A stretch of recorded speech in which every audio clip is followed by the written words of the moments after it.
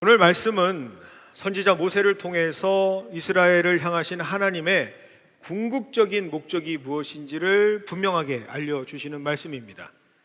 정말이지 하나님께서 너무나도 간절하게 이스라엘에게 원하시는 것이 무엇인지를 분명하게 말씀해 주시는 본문이죠. 그것은 바로 이스라엘이 그 다른 어떤 것보다 오직 여호와 하나님만을 사랑하기를 하나님께서는 원하십니다. 8절입니다. 그러므로 너희는 내가 오늘 너희에게 명하여 모든 명령을 지키라. 목사님 좀 이상한데요 하시는 분들이 있을 수 있습니다. 여기 어디 사랑이라는 단어가 있나요? 모든 명령을 지키라. 아주 명백하고 깔끔하게 기록이 되어 있는데 그 어디에도 사랑이라는 단어를 찾을 수가 없는데 무슨 하나님께서 원하시는 게 사랑입니까? 라고 하시는 분들이 있을 수 있습니다. 그런데 오늘 말씀은요 8절만 보시면 안 돼요. 8절과 13절을 함께 보셔야 합니다. 13절입니다. 내가 오늘 너희에게 명하는 내 명령을 내가 만일 청종하고 너희의 하나님 여호와를 사랑하여 마음을 다하고 뜻을 다하여 섬기면, 자, 여기에 어느 단어가 기록되어 있죠? 사랑이라는 단어가 기록되어 있습니다.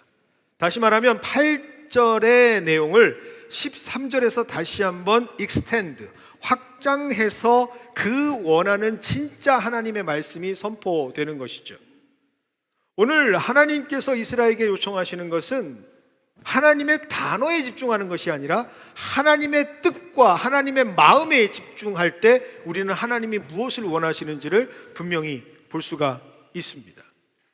그것을 알고 있는 사람, 선지자 모세가 그 심정을 가지고 오늘 말씀을 선포하는 것이죠.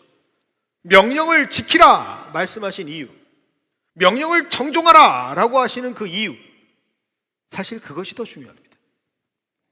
요즘 예능 프로그램 중에 저도 사실은 뭐 TV를 많이 보지 않습니다. 안 믿으시는 눈치인데요. 네.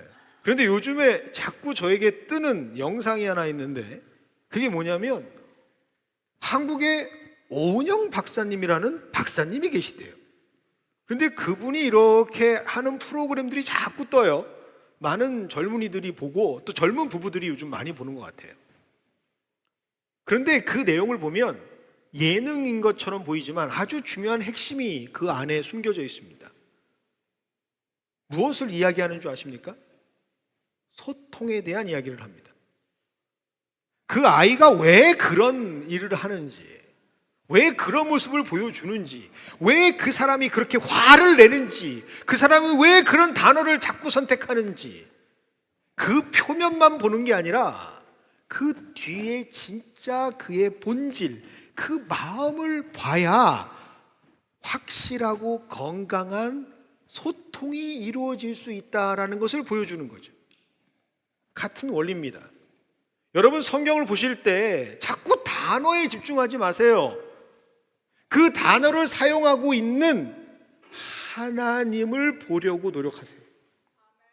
성경은요 하나님이 드러나시는 것이지 그 다른 어떠한 목적도 없습니다. 여러분 오늘 하나님께서 진정 원하시는 것, 그것을 말씀하시기 위해서 명령이라는 단어를 쓴 겁니다. 명령이라고 하니까 옛날에, 죄송해요 우리 선배님들한테는 정말 죄송한 말씀이지만, 명령이니까 지켜야지 하나님이 원하십니다. 지키지 않으면 죽습니다. 정말 그게 하나님께서 원하시는 말이었을까요? 여러분 성경에서 하나님을 모르고 성경의 단어에만 집중하는 경우가 생기면 그게 바로 율법주의 신앙인이 되는 겁니다.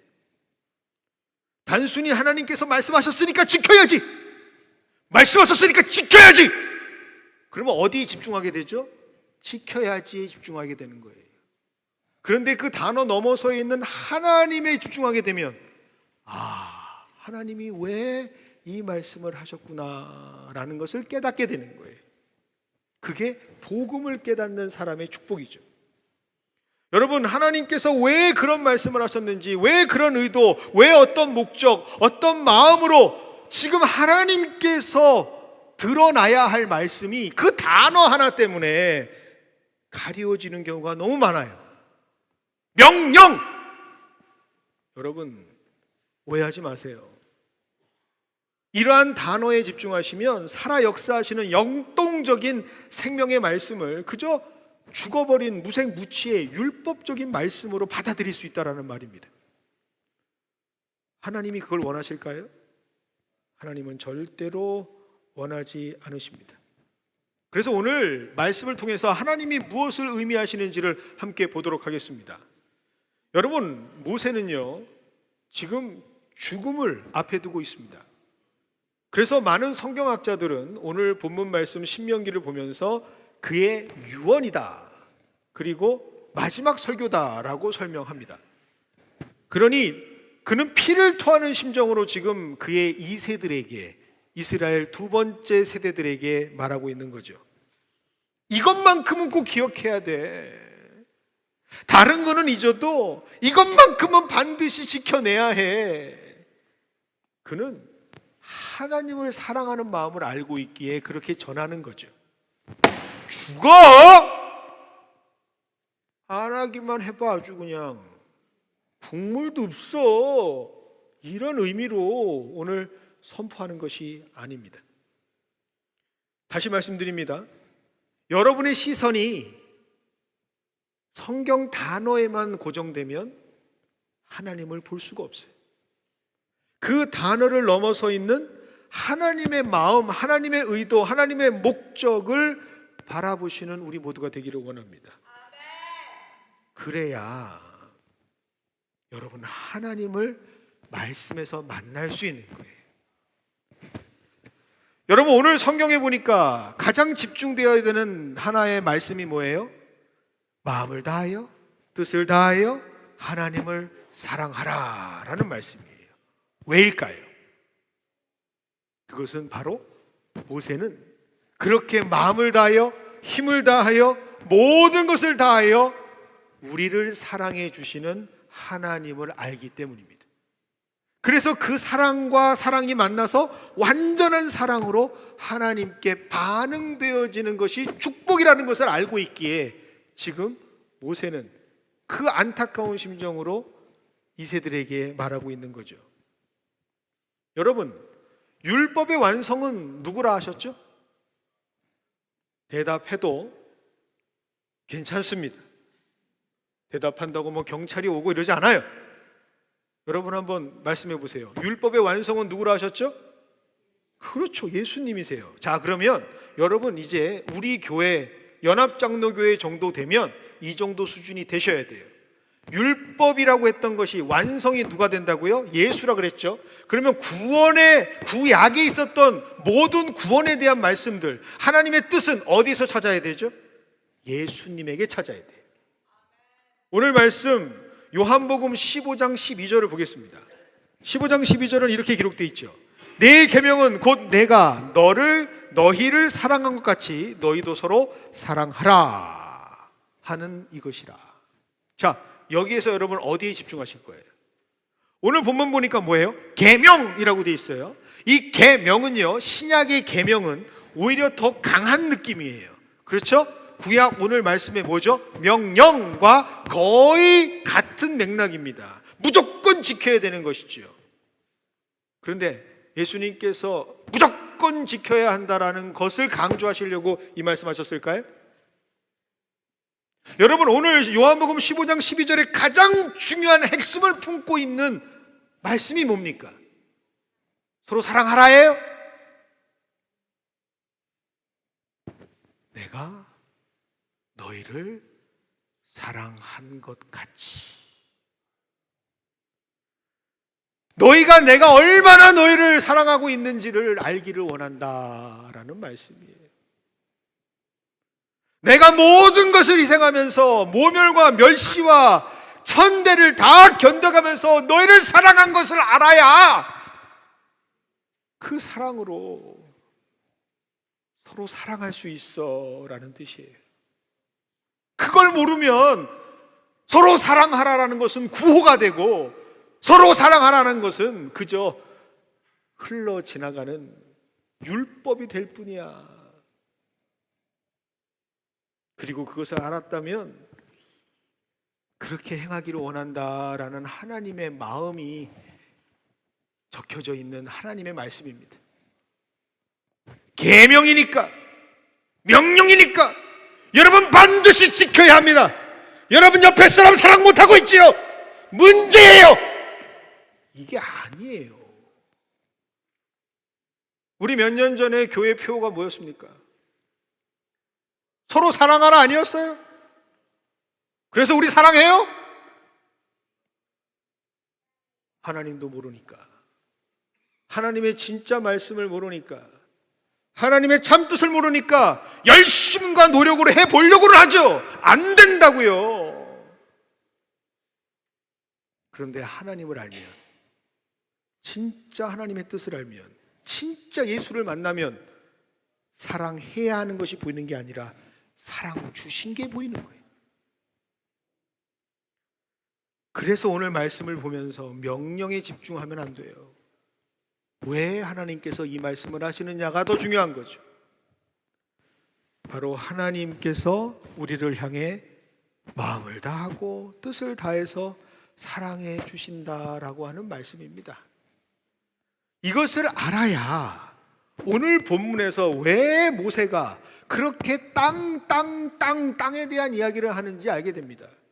이거 모르면 모세가 땅에 투자를 하려 하나라고 자꾸 착각을 해요. 개그 포인트인데 웃음도 없고. 자, 9절, 10절, 11절 보겠습니다. 또 여호와께서 너희 조상들에게 맹세하여 그들과 그들의 후손에게 주시라고 하신 땅 설명하죠. 땅 설명합니다. 10절, 내가 들어가 차지할 땅 얘기합니다. 11절, 너희가 건너가서 차지할 땅에 대한 설명을 이제 하기 시작합니다. 모세는 3절이나 되는 분량에서 지금 계속 들어가야 할 땅에 대한 이야기를 하고 있죠. 근데 그 땅이 어떤 땅이라고요? 정리할게요. 후손들에게 주신 땅, 그들 후손들에게 주시리라고 약속한 땅이라고 얘기합니다. 그런데 여러분, 성경을 볼 때 뉘앙스를 잘 보셔야 돼요. 주시리라고 하신 땅이에요. 그러면 이거 준 땅이에요? 안 준 땅이에요?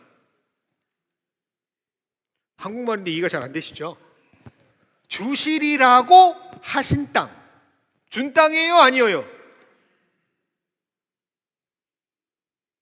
줬는데 네가 가질 수도 있고 못 가질 수도 있어 라는 뜻이에요. 아직은 얻지 못한 땅이라는 거예요. 10절에도 내가 들어가, 즉 너희들이 차지하려 하는 땅은 의도는 분명히 있어요. 그런데 not yet, 아직 아니라는 거예요. 분명히 하나님께서는 의지와 목적을 두고 설정을 한 다음에 말씀을 하세요. 차지했으면 좋겠어. 그런데 문제는 차지하지 못할 수도 있어 라는 말입니다. 왜일까요? 여기에는 조건이 분명히 있어요. 어떤 조건? 하나님께서 말씀하시는 그 말씀에 순종하면, 충족하면 그 땅을 가질 수 있고, 그렇지 않으면 뺏길 수도 있는 땅이다 이 말입니다. 그것을 모세는 분명히 알고 있습니다. 그래서 자꾸 땅에 대한 설명을 하는 거예요. 그 중에 가장 중요한 핵심적 설명이 뭐냐? 10절입니다. 비교를 해줘요. 이 땅을 설명해 주려고 비교를 하는 거예요. 10절에 애굽과 같지 않은 땅, 11절에 산과 골짜기가 있어서 하늘에서 내리는 비를 흡수하지 못할, 흡수만 하는 땅이라고 기록되어 있습니다. 자, 이게 무슨 뜻일까요? 이걸 더 자세히 설명하는 게 14절이에요. 14절에 뭐라고 되어 있느냐? 그래서 여호와께서 너희 땅에 이른 비 늦은 비를 적당한 때 내리셔야만 하는 땅이라고 기록되어 있는 겁니다. 자, 여러분 설명했어요. 다시 정리할게요. 애굽과 같지 않은 땅. 두 번째, 산과 골짜기가 있어서 하늘에서 내리는 비를 그냥 흡수해버리는 땅, 그리고 꼭 이른 비와 늦은 비가 있어야만 하는 땅이라고 얘기하는 겁니다. 이건 과연 무엇을 의미하는 건가? 여러분, 가장 중요한 게 뭐죠? 농사를 지으신 분들은 알아요. 뭐가 제일 중요하죠? 물입니다. 여러분, 애굽과 같지 않다라고 했을 때 그 애굽은 무엇을 의미하느냐?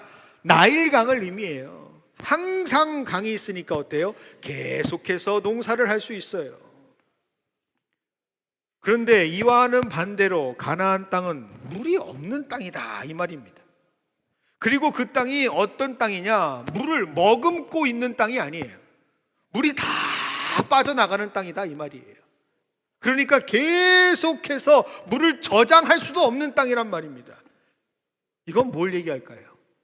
철저하게 하나님에게만 의지해야 하는 땅이라는 뜻입니다. 여러분, 그 땅이 뭐예요? 젖과 꿀이 흐르는 땅이다 라고 얘기하는 거예요. 제가 진짜 원하는 게 뭐라 그랬죠? 우리 모두 다 모시고 저 이스라엘 한번 가보는 거라 그랬잖아요. 여러분, 지금 미국에 사시잖아요. 미국에 농사 잘 돼요, 안 돼요? 하여튼 한국 사람이 집 사면 뒤엔 다 밭 만들어요. 다 밭 만들어. 근데 얼마나 밭이 잘 되는지 버지니아든 메릴랜드든 그냥 심기만 하면 쭉쭉 자라요. 12개월 중에 약 10개월을 농사 지을 수 있는 게 미국 땅이에요. 얼마나 축복된 땅입니까? 그 정도 돼야 젖과 꿀이 흐르는 땅이라고 얘기할 수 있는 거예요. 그런데 이스라엘 땅은 어떤 땅이에요? 기껏 해봐야 6개월밖에 용사를 못 지어요. 여러분, 오늘 이 화면을 보시면 그 비가 제일 먼저 올 때가 언제인 줄 아세요? 바로 이번 주예요. 10월 마지막 주, 그리고 11월. 그래서 설교하는 거 아닙니까? 네, 감사합니다.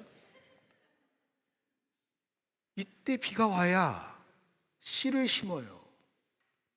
왜? 안 그럼 물이 없어요. 씨를 심을 수가 없어요. 자랄 수도 없어요. 이때부터 비가 와줘야 돼요. 적절하게. 그리고 나서 맨 마지막 그 다음 연도 3월 달에 무조건 비가 와야 합니다. 왠지 아세요? 그 비가 늦은 비예요. 이 비가 안 오면 추수를 할 수가 없어요. 이게 바로 하나님께서 그들을 인도해 가시는 약속의 땅, 젖과 꿀이 흐른다고 말씀하시는 땅이에요. 그런데 그 젖과 꿀이 흐르는 것이 어떤 의미인지 여러분 잘 모르시겠죠? 오늘 말씀 뭐라고 돼 있죠? 14절은 이렇게 기록되어 있습니다. 여호와께서 너희 땅에 이른 비 늦은 비를 적당한 때에 내리셔야만 너희가 곡식과 포도주와 기름을 얻게 되는 땅이다 라는 말이죠. 그런데 여러분, 14절보다 훨씬 더 중요한 죄송해요, 땅 얘기하니까 땅만 얘기 나오네요. 중요한 구절이 어떤 구절인 줄 아세요? 13절이에요. 13절에 뭐라고 돼 있죠? 내가 오늘 너희에게 명하는 내 명령을 너희가 만일 청종하고 너희 하나님 여호와를 사랑하여 마음을 다하고 뜻을 다하여 섬기면 비를 주시겠다라는 얘기예요. 결국 하나님께서 인도하시는 땅, 지금 약속의 땅이라고 말하고 있는 지금 이스라엘 땅으로 하나님께서 인도하시는 그 땅은 마음을 다하고 뜻을 다하고 하나님을 사랑해야만 살 수 있는 땅이다라는 뜻입니다. 이때 또 여러분 마음이 힘들어지시는 분들이 있어요. 적당하게,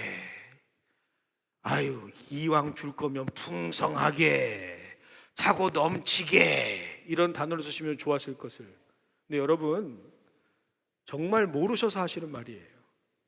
농사는 적당하게 와야 돼요. 많이 오면 오히려 죽어요. 그리고 여러분 지금 이 말씀을 받고 있는 이스라엘 2세들이 어떤 사람들인 줄 아세요? 평생 광야에서 하나님께서 먹이시는 만나를 먹으면서 살아온 사람들이에요. 여러분, 만나가 많이 내린다고 좋은 건가요? 여러분, 하루에 자기 먹을 것만 먹은 것이 만나의 한계치예요. 감정 그냥 더 저장해 두면 썩어서 냄새가 나서 먹을 수가 없게 되는 거예요. 여러분, 이 개념이 나중에 주기도문에 예수님께서 하신 말씀, 어떤 말씀이죠? 우리에게 일용할 양식을 주옵시고. 이해되십니까? 일용할 양식을 먹는 사람들은요, 내 것이 아니에요. 하나님께서 계속 공급해 주시는 것이 무엇인지를 아는 사람들만 알 수 있는 거예요. 그렇게 하나님께서는 그 땅으로 사랑의 땅으로 인도해 가고 계신다라는 뜻입니다. 제가 이 말씀을 20년 전에 깨닫고요, 저희 집사람과 연애할 때 이 방법을 썼습니다. 저는 신학교에서 저희 아내를 만났는데요, 저희 후배입니다. 그런데 데이트를 하는 장소는 전국 8도의 사찰이었습니다. 절로만 다녔어요. 절로만. 네. 신학생 둘이 데이트를 다 절에서 해요. 이 사람들은 왜 신학생들이 절에 가서 데이트를 하나. 근데 그때는요, 좀 나름대로 창피해서 이렇게 얘기했어요. 얼마나 고요합니까? 서로에게 집중할 수 있는 최적의 장소입니다. 바람이 불면 풍경이 찰랑찰랑 찰랑찰랑, 서로가 서로에게 집중할 수 있는 최적의 장소, 그렇게 얘기를 했어요. 하지만 죄송합니다, 거짓말입니다. 정말 제 흑심은 어떤 거였을까요? 제가 돋보일 수 있는 장소예요. 무슨 뜻인지 모르시죠? 제가 어떤 헤어스타일을 하더라도 제일 멋지잖아요. 비교 대상들이 전혀 좋아하는 상대가 안 되는 사람들이잖아요. 저에게만 집중하게 만드는, 그래서 이렇게 결혼한 거 아닙니까? 여러분, 하나님은요, 우리를 너무나 잘 알고 계세요. 우리가 어떤 존재인지를 누구보다 잘 알고 계십니다. 16절입니다. 너희는 스스로 삼가라. 두렵건대 마음에 미혹하여 돌이켜 다른 신들을 섬기며 그것에 절함으로. 여러분, 오늘 하나님 앞에 우리 솔직하게 우리 모습들을 좀 드러냈으면 좋겠습니다. 우리는요, 필요할 때만 하나님 찾는 사람들이에요. 우리의 본질은요, 하나님보다 더 좋은 곳이 있으면 떠나는 사람들이에요. 우리는 언제든지 우리의 환경이 스스로 제어할 수 없는 환경이 되면 언제든지 우리의 시선을 다른 곳으로 빼앗길 수 있는 사람들입니다. 여러분, 지금까지 행했던 여러분들의 신앙의 모습을 한번 뒤돌아보세요. 여러분, 언제 가장 하나님과 가까우셨어요? 행복하고 편하실 때입니까? 모든 것이 다 채워지고 누려질 때 여러분 하나님께 기도하셨습니까? 하나님 행복합니다. 감사합니다. 그렇게 여러분 열심히 기도하시나요? 여러분 진짜 열심히 기도하실 때가 언제입니까? 여러분 최선을 다해서 기도할 때가 언제입니까? I need it! 뭔가 하나님께 필요할 때 그때 열정적으로 기도하잖아요. 그러면서 하나님께 딜을 하잖아요. 하나님, 이것만 해결해 주시면 내가 하나님을 진정으로 사랑하겠습니다. 하나님, 이것만 채워주시면 하나님, 제가 모든 것을 다 드리겠습니다. 내 인생을 다 드리겠습니다. 하나님, 이것만. 하나님이 속고 또 속아서 딱 해줘요. 그런데 그렇게 해요? 그때 달라요. 언제 그랬냐는 듯이 나중에 안 한다고 안 하잖아요. 한다고. 그렇게 나 몰라 알아 뒤돌아설 수 있는 존재들이 바로 우리들입니다. 그리고 또 필요한 것이 있으면 달려오죠. 염치도 없이 필요합니다. 해주시길 원합니다. 이러한 존재라는 것을 하나님은 잘 알고 있어요. 그래서 말씀하시는 거예요. 하나님께만 오직 사랑할 수 있는 자가 될 수 있도록, 하나님만 사랑할 수 있는 환경을 주시기 위해서 그렇게 사는 것이 복이라는 것을 분명히 알 수밖에 없는 하나님이시니까, 그래서 철저히 훈련받는 곳, 어쩔 수 없이 뼈저리게 하나님만 의지하는 것을 배울 수밖에 없는 곳, 그곳이 바로 하나님이 말씀하시는 약속의 땅, 젖과 꿀이 흐르는 땅입니다. 그리고 그렇게 하나님께서는 우리를 인도하시죠. 신방을 하다 보면 많은 분들의 영적인 이야기를 들을 때가 있습니다. 그런데 최근 들어 어떤 분들이 계시냐면 솔직한 이야기를 하시는 분들이 계세요.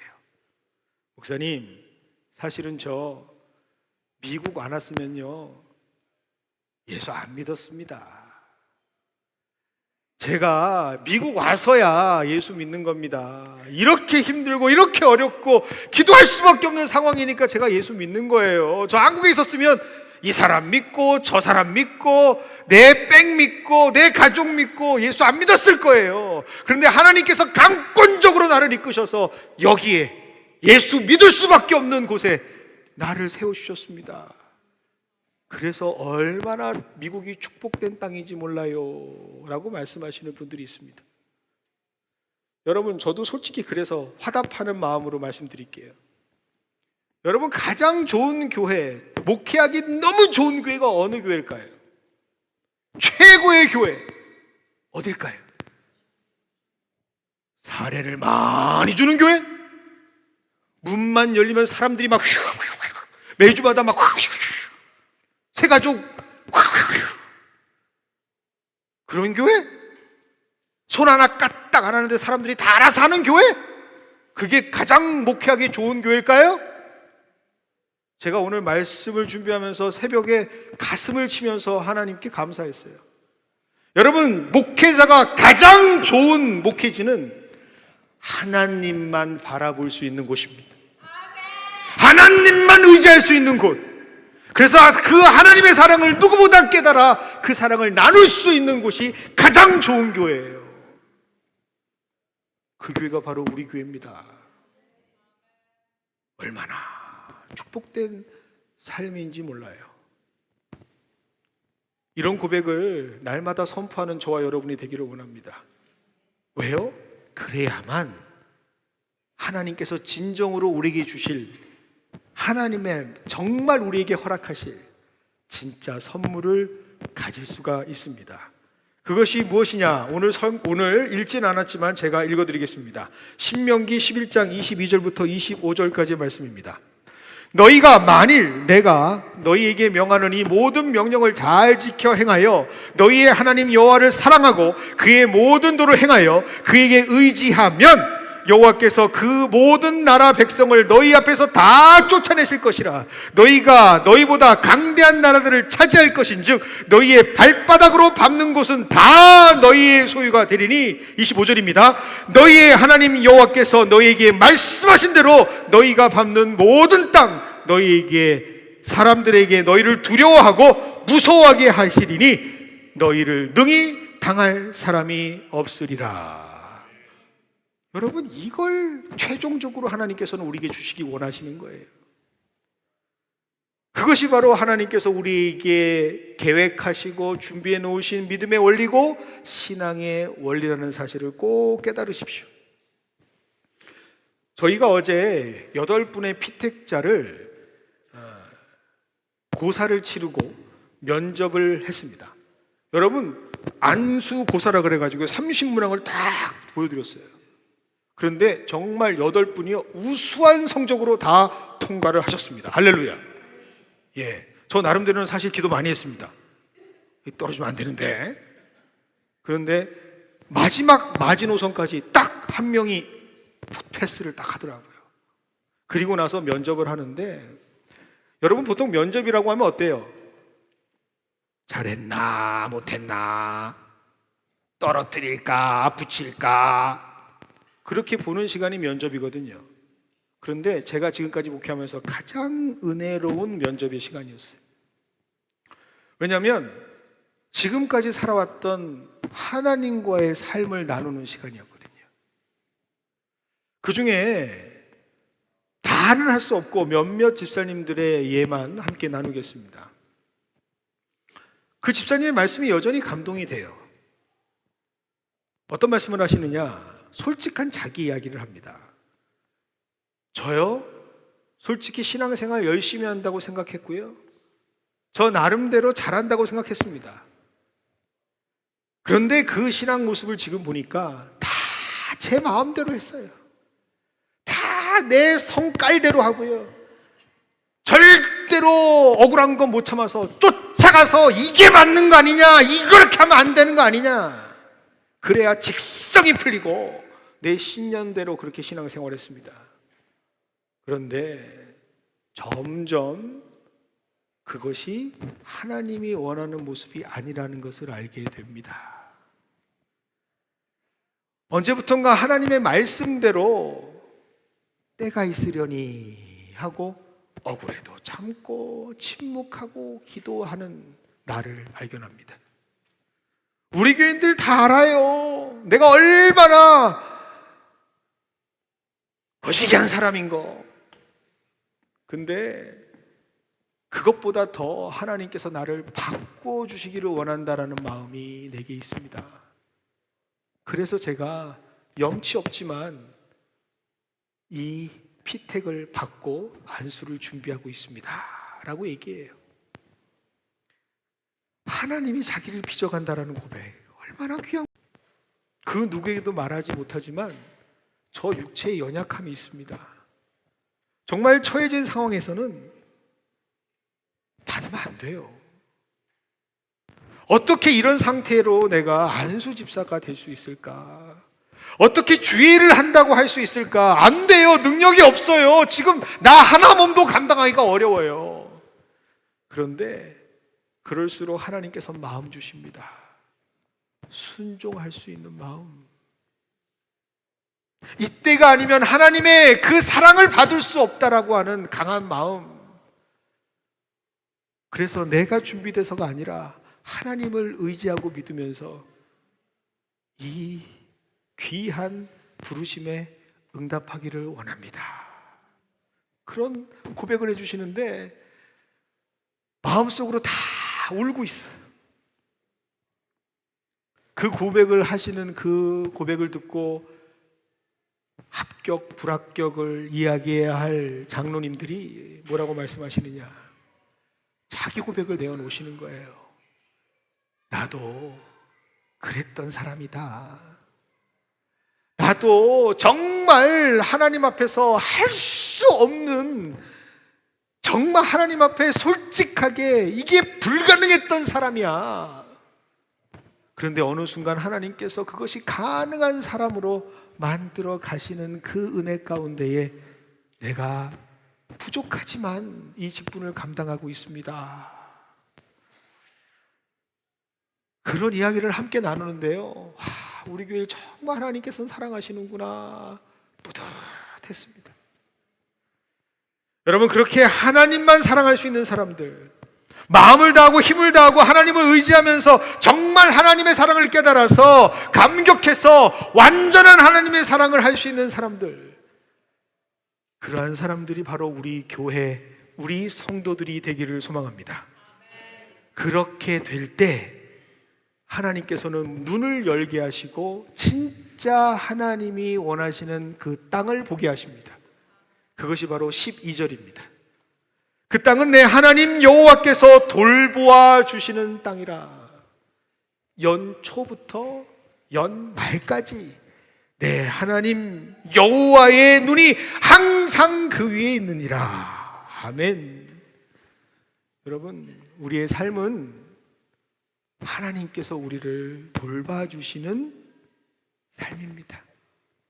한 번도 욥기에 보면 침 삼키는 순간까지도 놓지 않으시며 그 눈을 다른 곳으로 향하지 아니하시며 끝까지 우리를 돌보시는 하나님과 함께하는 임마누엘의 축복이 있는 삶이 바로 적과 뿔이 흐르는 하나님께서 인도하시는 삶의 자리다라는 사실을 꼭 기억하시는 저와 여러분이 되기를 원합니다. 그래서 여러분, 지금 여러분이 처해 있는 병상의 자리가 하나님이 인도하시는 약속의 자리일 수 있어요. 여러분이 지금 기도하면서 매달릴 수밖에 없는 그 상황, 내가 하나님을 모를 때는 어쩔 수 없는, 힘들 수밖에 없는 괴로운 시간이지만, 아니요, 영적인 눈으로 보시면 하나님과 더욱더 가까워질 수밖에 없는 귀한 축복의 시간이라 고백하게 되는 자리입니다. 여러분, 그것을 영의 눈을 열어서 볼 수 있고 찬양할 수 있고 선포할 수 있는 우리 모두가 되시기를 주님의 이름으로 축원드립니다. 그 마음 가지고 우리 함께 찬양할까요?